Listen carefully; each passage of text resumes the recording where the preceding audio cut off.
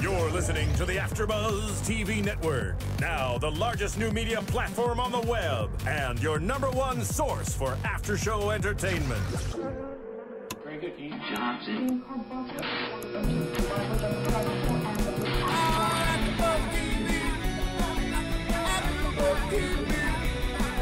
From the AfterBuzz Studios in Los Angeles, California, and streaming live on Ustream, this is AfterBuzz TV for Teen Mom. We'll break down tonight's episode and get you all the latest Teen Mom news and gossip.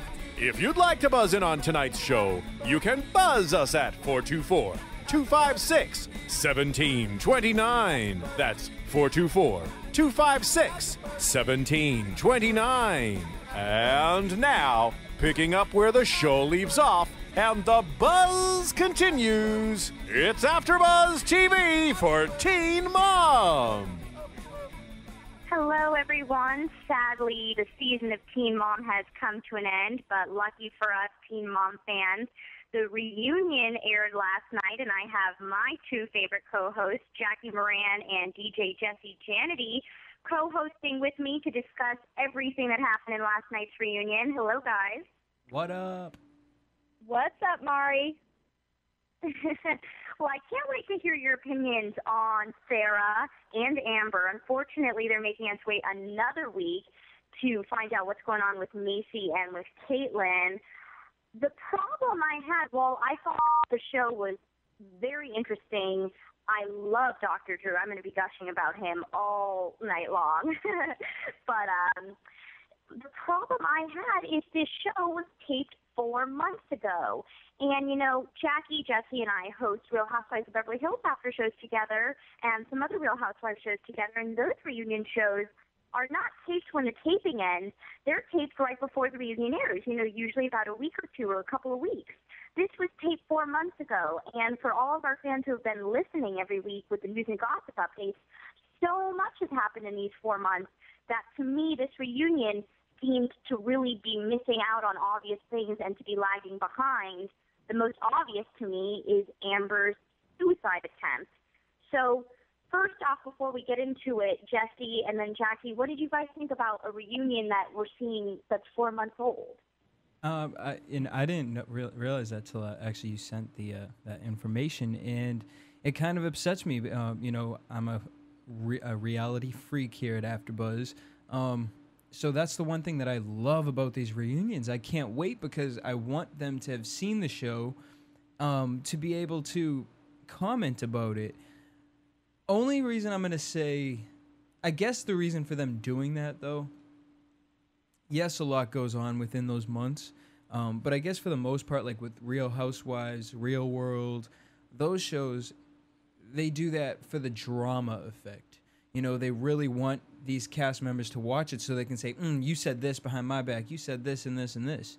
Whereas this show is kind of, they don't really do a lot of the, like, talking to the camera alone. This is, like, kind of like you really follow their lives. So I feel like, because they've been taping for the new season for a month or two, correct? Yeah, for about a month. So I'm wondering, I mean, I guess they won't touch upon the suicide attempt, but, you know, I'm wondering if they did it because, well, I guess that kind of nicks it out then. You know, I was wondering if they did it maybe because they, you know, wanted to go into Farah's move with the show rather than, you know, doing the reunion now and her talking about what we're going to be seeing on the next season. You know, I don't know why they would do it. I think one thing I did notice from this, you know, finale was that it was very positive. And I thought, I'm going to say it again, dick in the soup. I think there was some dick in the soup moments tonight, but... Explain to the Teen Mom listeners what dick in the soup is, because I know we use it in a lot of our reality shows, but I don't know if we've used it yet on Teen Mom. Dick in the soup is basically when the producer puts his taste on the episode. You know, he throws out what you might say. Maybe you should say this, or, you know, he wants his spin on it. I've actually feel like I saw a lot of this tonight. more so than other shows, and it kind of stands out with these shows because I think the thing about this reality show, I don't think anything about this is scripted. Majority of it, I don't think, maybe here or there they, try to get a story out of something, but I think this is really like we're seeing what these kids are going through. But tonight I think that we saw a little bit, some dick in the soup. So and the reason I'm saying that is because it was so positive. It was really like, what has Teen Mom done for you? What has it done for America? So, I mean, I want to get into that later when we start talking about the individual girls, but that's what I personally think of the 4 months later. And Jackie, what do you think about it lagging so behind?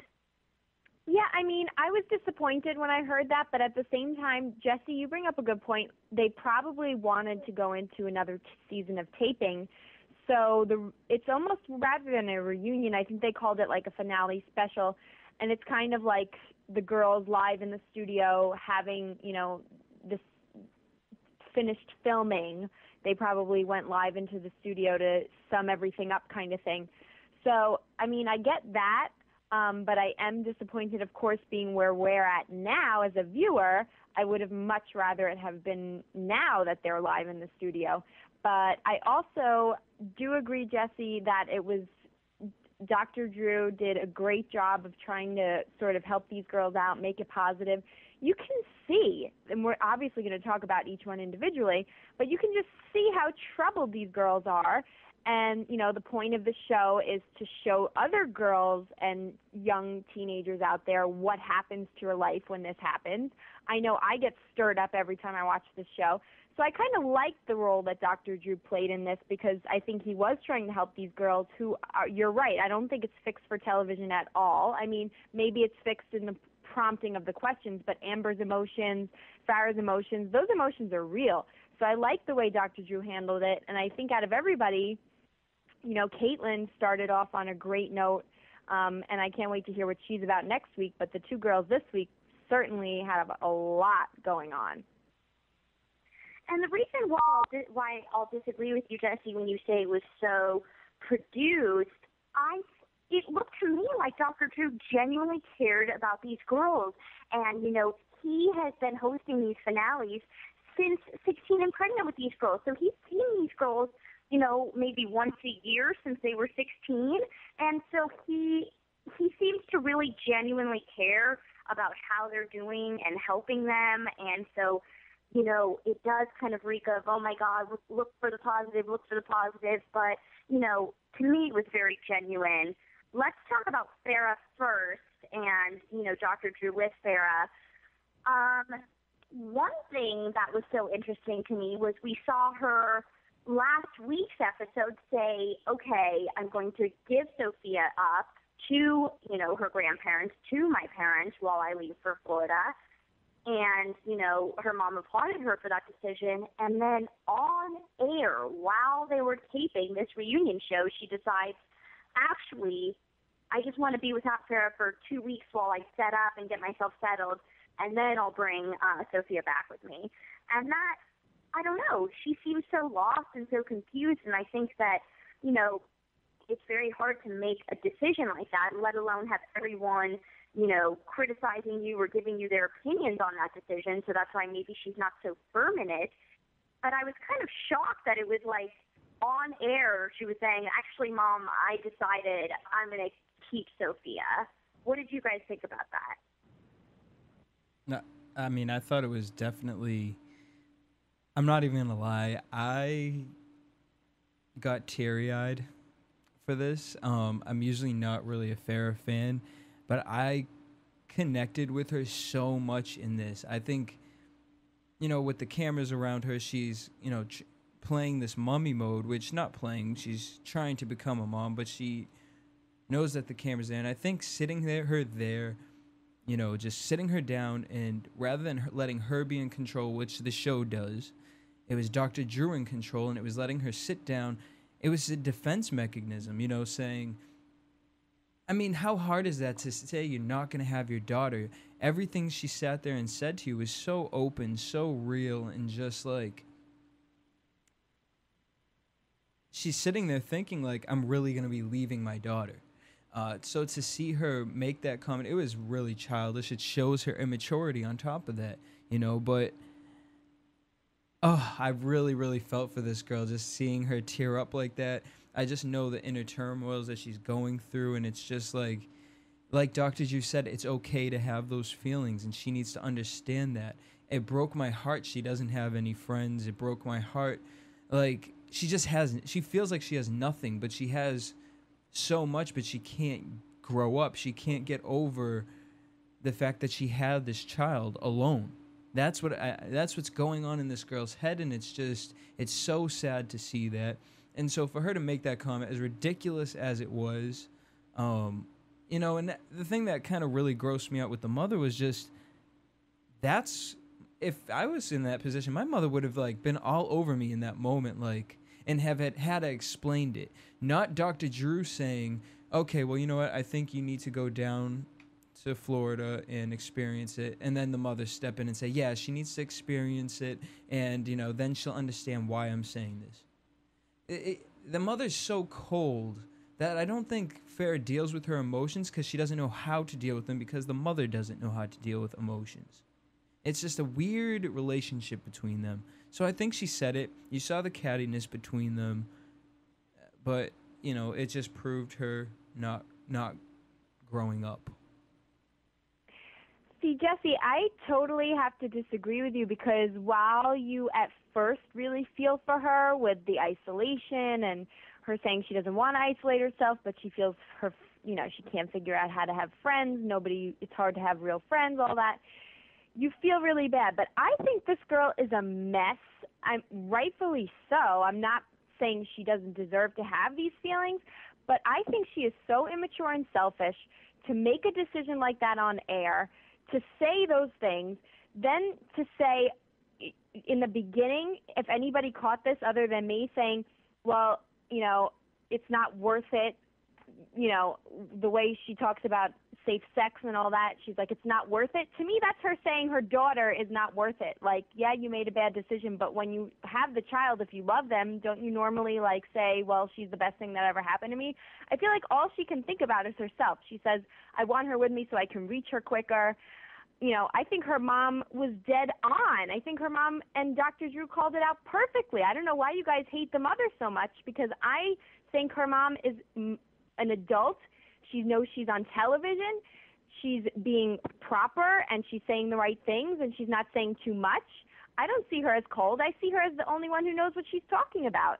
Am I all alone here, guys, or what? I mean, I agree that her mom obviously is more mature than Farah. The only thing is, and you know, I'm not a big Farah fan, but I do have to admit that her mom, I don't know what her intentions are here. Obviously her intentions are what's best for Sophia, but I can't help but think that her intentions are also what she wants, and her selfishness of wanting to have Sophia in her life. And I don't know.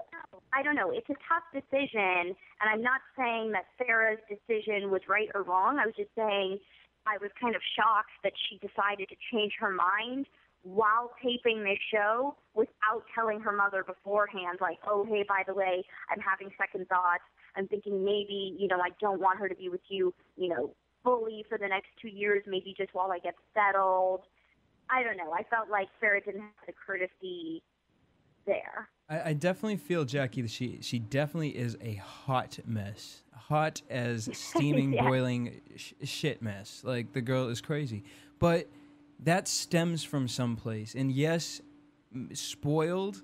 Yes, I believe her mother did spoil her. But here's the thing. I grew up with this. I grew up with these type of people. We want to blame the kid because it's just like, well, you can't, like, you know what I mean? Like, my parents, there's no book for parenting. So my parents, you know, raised me to the best of their ability. If you look at me and my brother, two totally different people. I got it. You know what I mean? There came an age where I said, you know what? Okay, I need to grow up. I need to get myself together. I got it.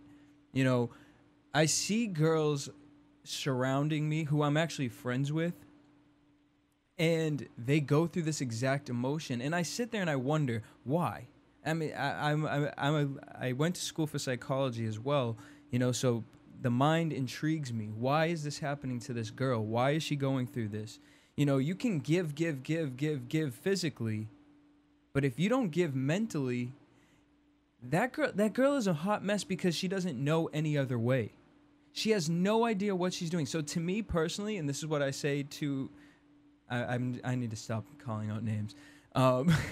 This is what I say to people in my life, but I say you have to let them fall on their face. You have to. It's scary because there's a child involved. I understand, but that's the best thing that happened to some people in my life. Let her go to Florida. Let her realize how hard it is. Let her work those long hours. I understand Sophie's going to be in daycare. Sophie's going to be in, away from her mother. But like she said, what is more important? Personally, for me, it's more important that if Farah needs to get her daughter, she can quickly go get her, not fly someplace like that, because then she's going to be even hotter mess if something happens to Sophie and she can't get to her that quickly. You know what I mean? This girl is going through some mental issues, but they're not mental issues that she can't get over. She needs to grow up, and she just needs to hit the wall to realize that. And I've noticed it too many times. She's sitting here in her hometown. She has her baby. She has her mom who takes care of the baby whenever she needs it. She's still being a princess. She can afford to be selfish. Let her go to Florida. Let her have to work. Let her have to go to school. Let her have to put Sophie in places. And she will grow up on her own naturally. I just think I think that's the best thing for her right now. I think she needs to struggle because she's never struggled. Well, the mom says that. The mom says, I think she needs to go, and then, take her down, do it on her own, and then she'll understand. So I think the mom understands that. I think, to be hit with that on national television right then and there with your child deciding like a crazy person, like, actually, I'm going to take her with me after you just redid her room. I think that was the best response she could have had as a mother. And I think, you're right. I do think she needs to get away. But sadly, what I think is going to happen is she's going to get away and realize she can't do it. And then she's going to, no matter what, this is going to harm the child because she needs to get out. You're right. I do think she needs to get out. But I just think that the child is going to get hurt through all this no matter what, whether she goes, whether she doesn't go. But I do see that Farah needs to get out. I think the saner people here are the parents, and that's why I'd rather see Sophia with them. But, either way, I do agree that Farah needs to get out. But I have to give mom credit because I think she said all the right things. One thing I wanted to say about this that I thought was beautiful, there's so many things that we don't talk about in life, and I think that this was amazing for it to be on television, and I hope everybody watches this. I wish I could convert everyone to a Teen Mom fan to watch this, because this is something that goes around America, and especially now with the generation coming up, that nobody talks about not wanting to grow up, not realizing, like, there is a time, like, you don't just hit 21 and you're automatically grown up. You have to make that decision. And nobody talks about that. Nobody really hits that on the head. And just seeing, that's where it really, I felt for Farah, watching it live on television, her realizing that, her making that random decision and Dr. Drew calling her out on it. It showed right there, live. You need to grow up, and you haven't yet. And because you made that exact comment, you're proving, you saw the emotion of her mom talking about the bedroom. If you looked at Farah that entire time, her facial expressions, it hit her. She said, oh my God, like, I'm leaving my hometown. I'm going to Florida. My room has changed. My memories, the memories she wanted to get away from because she wants to grow up. She wants to be, looked at as an adult. But really, she doesn't know how to do that. Those are the things she wants, but she doesn't know how to do it. So, and Dr. Drew hit it on the head. She hasn't realized that. And I just thought that was really awesome for somebody on a talk show to talk about, because I don't think a lot of people do. Well, yeah, I think else about Farah, and this may be controversial saying this. I think that she glorifies Derek and what they had and fantasizes what could have been, when in reality I'm not really sure that what they had was as indicative as the way she talks about it. And what I mean is, last week I caught an episode, Farah's original 16 and Pregnant episode was running on television, and I watched it, and in that original 16 and Pregnant episode, there is no mention of Derek at all. His death, him, nothing. All we know is that that the baby daddy was a bad guy. She changed her phone number and her parents didn't like him. And that's all we know. And we see her with her friends, with her cheerleader friends, whatever. There's no mention of him at all. And I understand maybe, like, at the time what was going on, but it's kind of shocking to me that, like, she could be going through a death like that and, like, come out like a superficial cheerleader on television like she did in that original episode. And I don't know. I find it hard to believe that the way she glorifies it, like her tour last week with Sophia, like, oh, this is a place where we would make out on Lookout Hill or whatever. You know what I mean? Like she glorified this, this teen high school fling, and is like, what could have been, and I don't think that's helping her to move on. I think that she glorifies him and what could have been. Do you see what I'm saying? Absolutely. I said that last week. I didn't get it. It didn't make sense. I understand why they wouldn't play it during the 16 and Pregnant episode, though. I feel like it might be, we're talking about this with the Beverly Housewives. They don't want to touch the suicide talk. So I think maybe for 16 and Pregnant, getting young girls and talking about that, there's already so much emotions and dealing with that they may not have wanted to hit that on the head right away and kind of ease their way into that. Maybe. I don't know, Jackie, what do you think? No, I definitely think, I agree with you, Mari, that she's definitely glorifying Derek. I definitely think she's getting away with, like, a lot of imaginary thoughts. Even the montage with the modeling thing again, that gets me every time. I mean, she's definitely, like, you want to feel bad for her, but I definitely think glorifying Derek is a perfect example of how, the no friends thing. I think these are all, like, exaggerations in her head, and she's really, like, not in touch with reality, and her wanting to escape, and go to Florida or go wherever, like, she's just totally not facing reality in any way. The Derek thing is just another example. And I think she, unfortunately, is going to fall on her face somehow. I don't want to say that about a young girl like that, but she is going to get some sort of rude awakening, and that's why I don't want Sophia to be the one to have to bear the brunt of that, with her escaping her life and just, continuing to imagine things that aren't there, like the Derek thing. And, Jesse, you brought up Real Housewives of Beverly Hills and Russell's suicide and how they're dealing with it now. When I watch Teen Mom, and especially this reunion, there's so many parallels, especially with Amber. It's like, a lot after Russell passed away, a lot of people talked about, did the show drive him to do it? And when watching Amber, who, we were just talking about Farah and how lost she seems, how broken she seems, how she, burst into tears so many times. Amber was even sadder to watch. And watching Amber on this reunion show, I can't help but think, did her fame on Teen Mom help drive what happened only weeks after this tape, which was her suicide attempt on June 14th. And the biggest problem I had with this show being taped 4 months ago was not even with Farah, not with Macy, not with Caitlyn, but with Amber. Since this show taped, it's like a huge elephant is in the room. She tried to commit suicide and had been in rehab for 3 months, for 90 days. And we're not going to get any of that because this was taped before all that. And so that's where the biggest elephant in the room was for me. But just like I watched Real Housewives of Beverly Hills retrospectively, knowing what I know now, I watched it even closer.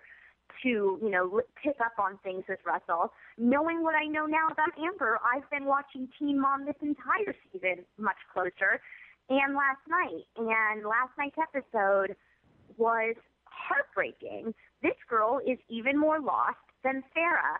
And first I just want to talk about her and Gary before we get into her sister's death from infant crib death, because that was what really, caused her breakdown. Her and Gary, like you said last week, Jesse, you said Gary needs to stop letting Amber treat him that way. And I love that Dr. Drew picked up on that. Dr. Drew said, it's okay, most 20-year-old couples act this way, but you can't act this way when you have a kid. And he called them out on it. He said, Amber, you need to stop, being a bitch to him, and Gary, you need to stop taking it. And it was sad to watch. She said he's gone downhill in terms of maturity. She takes a long, long pause when asked if she loves him, and Gary's clearly offended by that. And I don't know, watching them back and forth, it's like, will that cycle ever end? I mean, I don't know if it will end. They are just, their relationship is a lot. I know Dr. Drew said that, he wants them in couples therapy, and he appreciates that Gary has been going, but I don't know if that's enough. I don't know if it's like I said last week. I mean, I just think they both need to move on, have different relationships, and accept that. I think it might ease the tension between the two of them. And, in a year, 2 years, 3 years, when you both realize, you know what, these relationships aren't working. I want to be with the father or the mother of my child. Let that happen, because you see it. It's so poisonous. And the long pause, she's very catty, and it's just like, you claim this maturity, but you just throw these little remarks out. And now Gary's doing it. I don't believe he used to do that seasons ago, and it's like now he's doing it, and he's picking that habit up from her. And it's just like, well, now you guys are really, as Adele says, rolling in the deep. Going a little too far, guys. It's so poisonous. It's almost scary at the fact that I don't think it can be tamed without years apart. Jackie? Yeah. Did you like, though, that Dr. Drew agreed with you, and Dr. Drew said, Gary, you need to stop, letting her walk all over you, letting her say these things to you? Yeah, absolutely, because it's what it is. It's not with that. I'm not guessing that's what it clearly is. You can see it. Like last week, we saw him playing a ukulele, like a love song. Like, you have a court order that you guys cannot be around. You can't be around the mother of your child. Like, and we're 3 seasons deep. Drop it. It's the Sammy and Ronnie situation, except y'all are not getting back together. Y'all are not together. And you keep throwing snowballs at each other. It's just... It's Sammy and Ronnie, except with a kid, which is even worse. Exactly.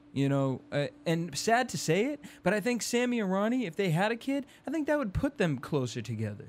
I think this is one of the most toxic relationship I've ever seen. I'm sorry, Jackie, I cut you off, so go ahead. No, you guys called... I'm so glad you guys just brought up what you did, and I love that you brought up Dr. Drew here, because he was... perfect. He was like, cut the crap. This is fine for 20-year-olds in a relationship, not for 20-year-old parents. You need to play fair game. You need to figure out how to have safety at home.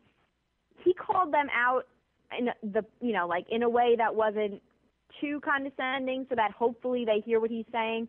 I think Dr. Drew is awesome. I just have to say that. Amber, you can just feel her aggression. You can feel her being like, no. Like, you feel like she wants to hit him right there on the stage. I mean, this girl is another hot mess in a totally different way, because she has aggression, and you can see it even when she says she has hate for the people, that comment on her being on the show. She's somebody who really maybe shouldn't be on this show. And I know you have a special segment on her, Mari, that we're going to talk about, so I'm not going to go into too much.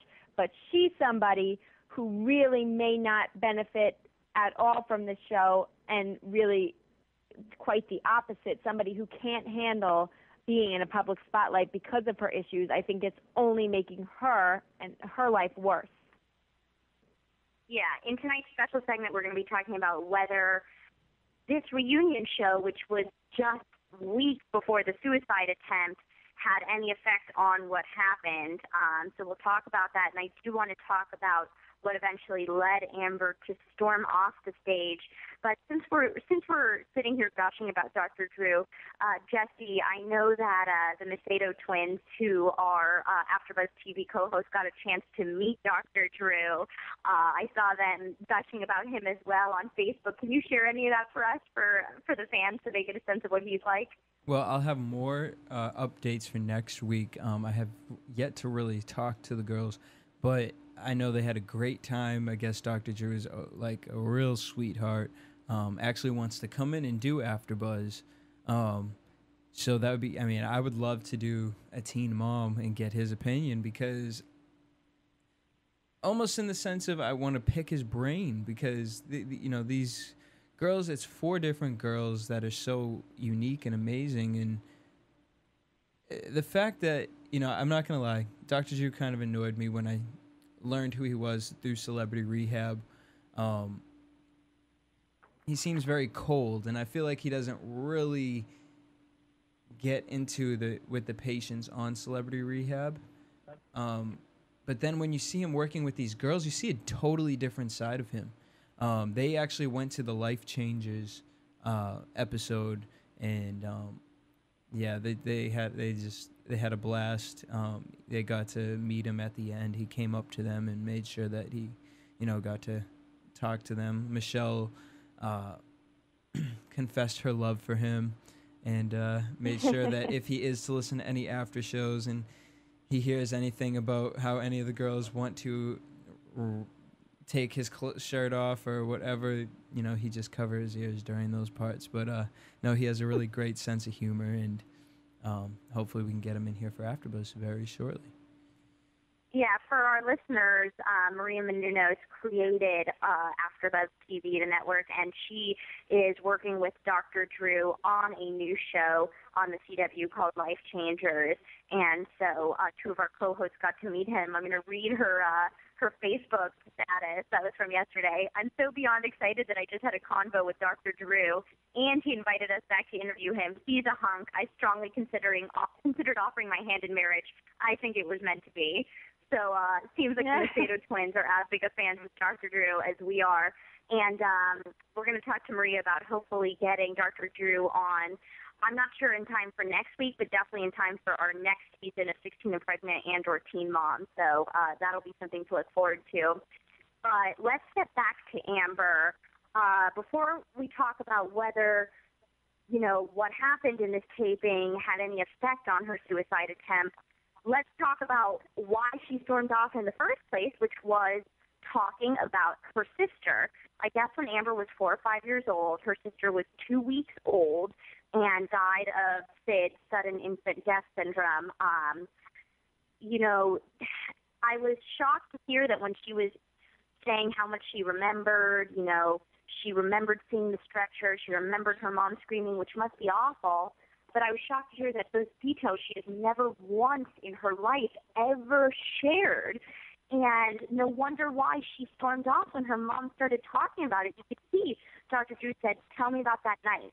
And Amber said, "No, don't." And then her mom was strong enough to discuss it. And she started discussing it. She started saying, I walked in, she wasn't breathing. And then Amber immediately couldn't handle it and stormed out. And this is a girl who is breaking. And Jackie, when you said you think that this girl can't handle being on the show, I totally agree with it. And I just think that her family must have bottled up the emotions from what happened and never discussed it in all these years of her life. And when you bottle something up like that, you never share it. It's bound to burst like we saw on television. Jesse? And Jackie, I wanted to say I totally agree. This girl should not be on television. I think Dr. Drew, I hope he would I hope he sees that and realizes it and tells MTV, for the sake of this girl, we need to get her off. There's so much inside of her. You saw, I think that even just hearing about, even though it was her sister and it was years ago, she's thinking about her daughter as well. And, I think she relates everything to herself and all that stuff bottling up on top of the fact that you're live on television, on top of the fact that, people hate you. People do bad things to you because they don't understand you. She has a lot on her shoulders. So I totally understand her. She also puts on this strong facade, and I think that's why she didn't want anyone to see her cry. I think that's why she didn't want to cry on stage. At the beginning when Dr. Drew said, do you guys get any, Amber, do you get more hate than, love mail? And she said, no, I get both, but put on the strong face. She said, well, I guess now I get more hate. She's like, but, you have to accept that. She said it like so sturdy, like, I've been dealing with this for years and it's whatever. I don't care. Everyone's going to say what they want to say. She's too young to feel like that. She should feel affected by that because she's not a celebrity. She's a normal girl with she's a mother, and people are telling her how to raise her child. And I disagree with that. I agree with what she said as far as people saying that they should take the baby away from her. And seeing her break down right then, I think that's what she was holding in throughout this whole episode. She's been holding it in for however long, and that was her breaking point. Actually hearing, the mother went step by step what happened, not even like just explaining the situation, like describe the night, like I had a visual in my head of what went down. Definitely. I honestly, Amber, first of all, people telling her how to raise her child. Nobody has the right. Nobody knows really how it is, right? But you know what? She's somebody who, even take that aside, just the reaction that she's caused to people, it's causing her to bottle more up. It's causing her to work everything up more. And, being inside the TV industry, I just want to bring this up for a second. I've heard inwardly producer talk that networks like Bravo, I haven't heard anything on an MTV front, but networks like Bravo are thinking of, even changing their style of programming due to the fact that what the suicide reaction was and how that happened, and them possibly blaming the show. And, I can't wait to get to the special segment, Mari, because this is another example of where do we look at Amber and where do we look at producers and where do we look at the public, who's really to blame here? Can you really blame anybody? Is it the producers for glorifying her in this, or not glorifying her, but exposing her this way? She's not old enough to make decisions to really know whether she should or should not do this show. Is it Amber's fault? Is it the public's fault? Whose fault really is it? But, there's definitely consequences, and I think, when we talk about that special segment, I have some thoughts on the producer's responsibility. Well, let's just get into it right now. Basically, Sarah broke down a lot during this reunion, but Amber even more so. When talking about Harry, she just seemed angry, but when talking about her sister, she seemed like a broken human. She seemed like Taylor seemed on Real Housewives of Beverly Hills, just totally crying. And as I said, this entire season of Teen Mom, every single episode, Amber was crying. And I don't know. She attempted suicide on June 14th, and this was filmed in the end of May. And you have to wonder if, I don't know, when she's taping it, she's still in Anderson, Indiana. She's, still in her world, and then maybe going out there to Los Angeles having to talk about these issues with Dr. Drew. I don't know. We'll have to see how, next week's episode picks off with her. But you have to think that, the fame and the negative feedback that she's been getting impacts her in a way that someone who is already most likely bipolar, already has to deal with the struggles of teen mom, all under a spotlight of people giving her death threats and telling her her daughter should be taken away from her. I'm pointing my finger at MTV here that this girl was struggling. She was calling out for help, crying for help, basically all season. And, luckily, she was not successful in her attempt like Russell. But, Jackie, I want to hear what you have to say. I blame MTV. I think they should have been more vigilant. Yeah, I mean, the thing is with the Bravo thing with Russell, I know for a fact from insider, producers, I'm not going to reveal obviously my sources, but there is actual talk in the Bravo world that they have to change their programming because of the fact that this show, not that they're not admitting that this show would have caused anything, and I think nobody could ever really pinpoint that, but they're definitely, we're saying how, considerate it is for them to play this footage. But you know what? After they air that, I can guarantee you're going to see a difference in the way shows are portrayed on Bravo. I'm predicting that right now based on what I've heard. Same thing with MTV here. MTV is known for this kind of programming.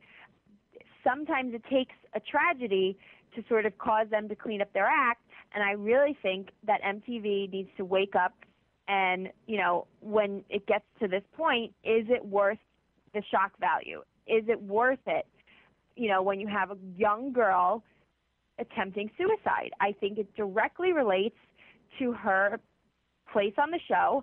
Now, can you blame MTV, though, because she's willingly signing on to doing it?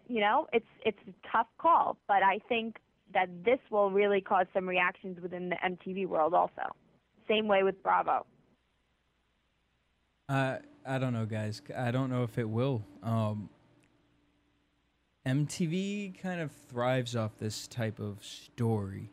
The only difference her being younger, but everything, you're sitting here and telling me, you're running down the description of Amber, and I sit here and I say, Britney Spears. We just went through this. This girl was in the public eye, had children. People told her how to raise her children because she allowed their child to ride on her seat while she drove down her road. As if everyone in the world doesn't do that. Told her how she needs to raise it. Told her she's a horrible dancer, performer. You're horrible at job. You're a horrible mother. You're this, you're that, you're this, you're that. She's bipolar. She was going into surgery and physically doing things. There's so much on these girls' plates that, and we saw it with Britney. She had the breakdown. The ambulance came, took her away. They locked her up, put her in meds. All of her emotions came out. They had to bring her family in. Here's Amber, a girl who's bottled up, never talks about her deepest emotions, has all these people, especially after the reunion. Now Dr. Drew has opened all of these emotions up. And I want to say, is this negative on Dr. Drew's behalf? But you open this can of worms up, and I understand you're doing it for the show, and I do believe he was genuine then, but is he following up with them a month later? I mean, that's a huge emotion to have opened up. And not even just that emotion, but the emotion with Gary. The pause that she took that long. This is so much on this girl's plate and who's helping her figure that out? And she doesn't have Britney Spears money where she can afford to fly her whole family in and, pay for the best of best doctors and be put on medication and figure herself out. And we saw with that, it took Britney years. This girl is young, going through these same exact issues. And yes, I do believe that this had something to do with the suicide attempt. imagine having all of these issues now and then having to go back to your hometown and getting death threats and getting people more negative mail and negative, saying, who can imagine the things that someone said? This is what's going to happen to your daughter, the way you raise her. Your daughter's probably going to end up dead somewhere. You know what I mean? People are nasty. So I absolutely do think MTV's fault, because after reading MTV's contracts, they completely state however they want to tell the story.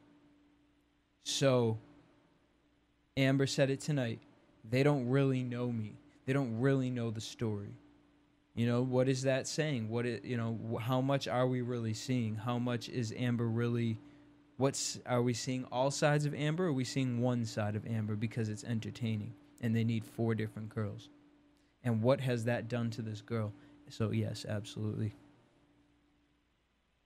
Well, given the fact that this was taped 4 months ago, I do have an update as to where the girls are now. So let's go to a quick commercial break before we get into a news and gossip segment. Update where they are now. Want to find out what the AfterBuzz is about? Janice is a drama queen. This is the divide that is going to carry the series. Give us a call. 424-256-1729. 424-256-1729. It's television, and they want it to be as dramatic as possible. I mean, it's Shakespearean. You never know what goes on behind closed doors. Find out why AfterBuzz TV is the #1 source for after-show content. Now, in the eyes of Jimmy, Nucky is a villain. 424-256-1729. 424-256-1729. I mean, who would you guys rather hear that from? Your husband or your best friend? The wig will come out. When the TV show is over, get your AfterBuzz on.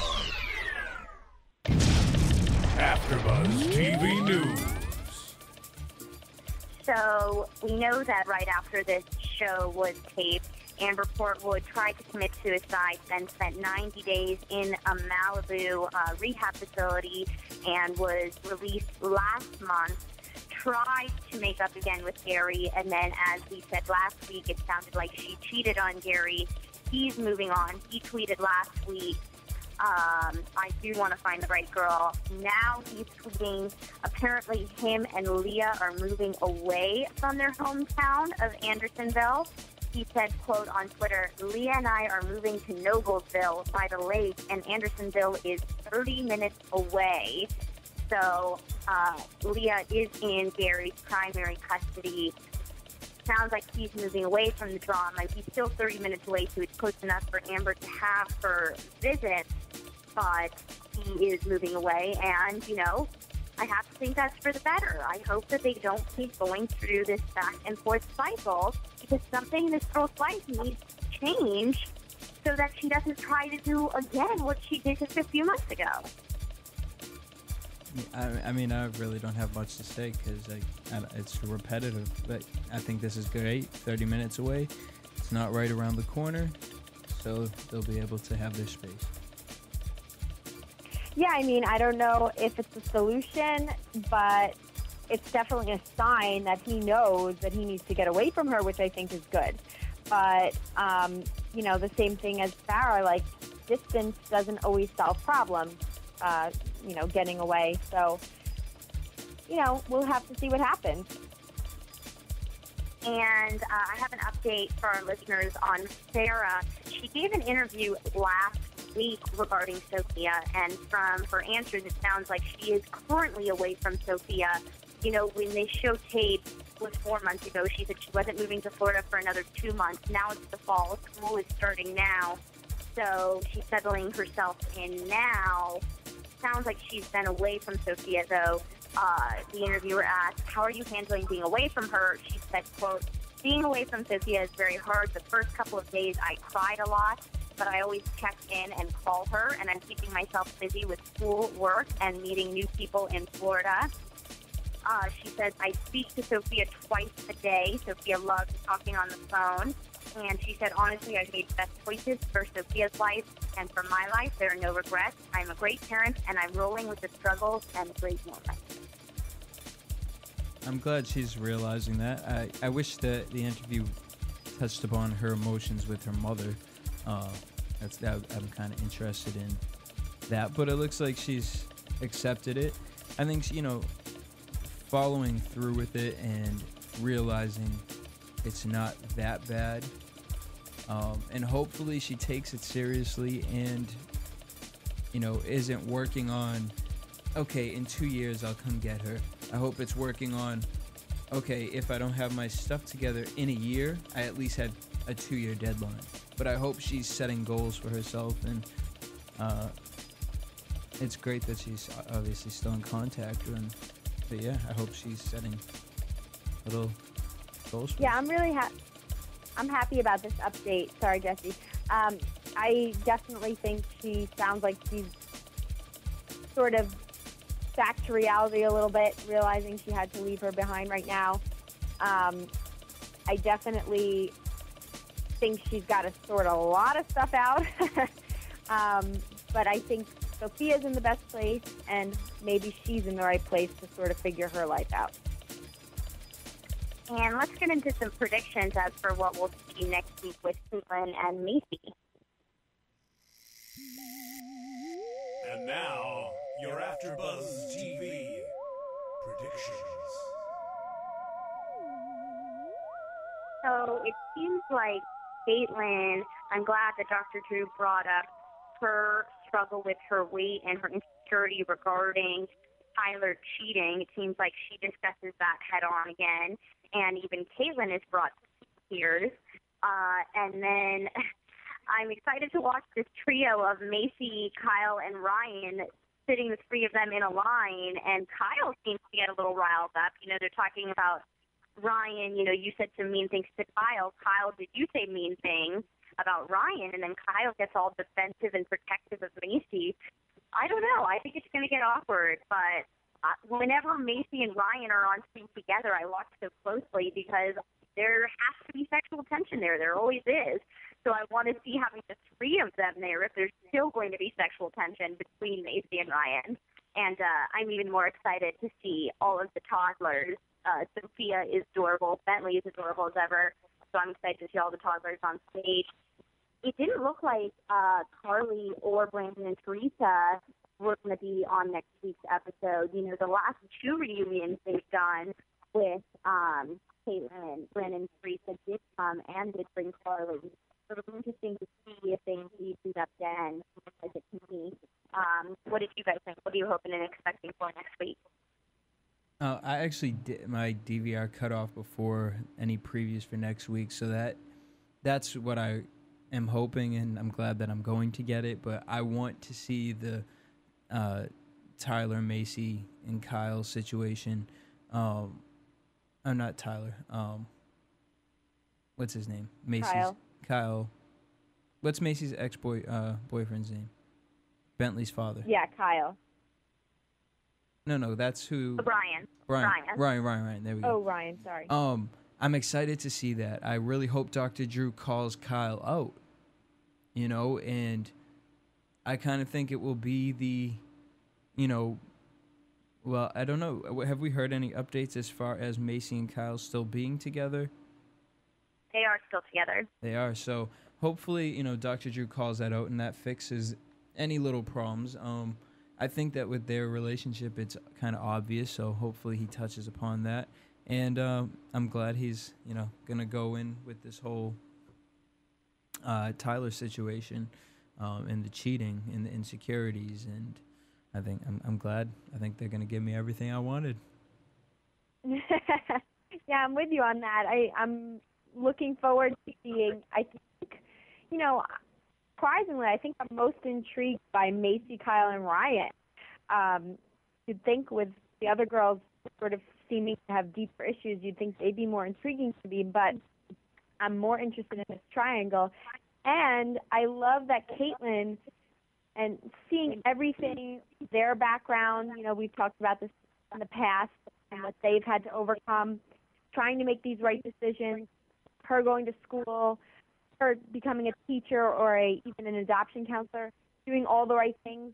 I really want to hear more from Caitlin because of that. I really think that she's setting a good example, the best that she can, for everything that's happened in her life. And, of course, that little monster impression, I think it was Sophia. Oh, my God, I can't wait. Okay, well, hopefully the two of you can join me next week, and we'll work on getting Dr. Drew at some point. But thank you, everyone, for listening, and we have one more week, and that's it. So make sure to join us again next week, Wednesday night, for our Teen Mom final AfterBuzz TV show. Have a good night, everyone. From producers Kevin Undergaro and Phil Svitek, engineer DJ Jesse Janity, and the entire AfterBuzz TV staff, we would like to thank you for listening to the AfterBuzz TV network. If you have questions or comments, be sure to buzz us at info@AfterBuzzTV.com. And you can find us on Facebook or follow us on Twitter by searching for AfterBuzz TV. Buzz. See you later. The views expressed herein are those of the hosts only and do not necessarily reflect the views of AfterBuzz TV or its owners or principals.